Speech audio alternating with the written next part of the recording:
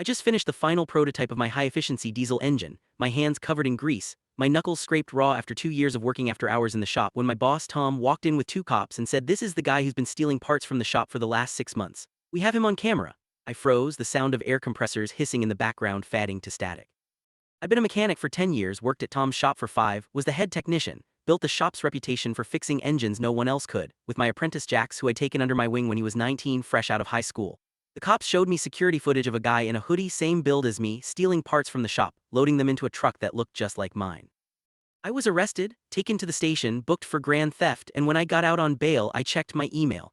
My patent application, which I'd filed with Tom as a co-inventor, had been altered, my name removed, replaced with Tom and Jax, and they just sold the patent to a major auto manufacturer for $1.2 million. First reversal: the boss who'd given me a chance, who I trusted like a father, and the kid I taught everything I knew had stolen my patent and framed me for theft to cover it up.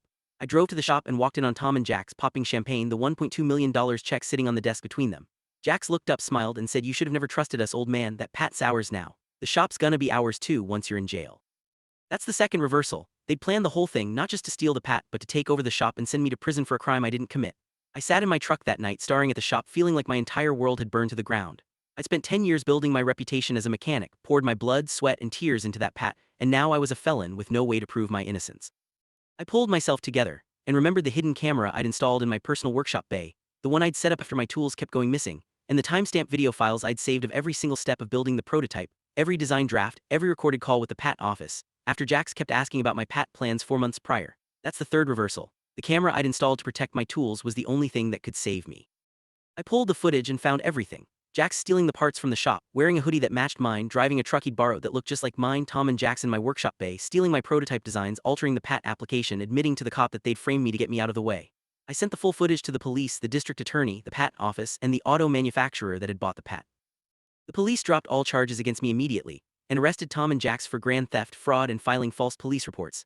The auto manufacturer pulled out of the patent deal, filed a $2 million fraud lawsuit against Tom and Jax, and reached out to me directly to license the patent for $2.5 million. Fourth reversal: the auto manufacturer I'd been terrified would never work with me was now on my side, ready to pay me double what they'd offered Tom and Jax.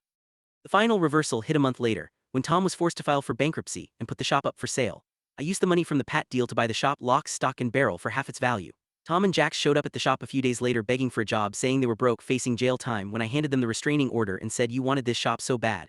Now you can watch me run it better than you ever could." I rebranded the shop, hired 3 new technicians, and 6 months later, we were named the best auto shop in the state. I learned that the people you teach and give a chance to are often the ones who will stab you in the back to get ahead, but the skills you build with your own hands can never be stolen from you.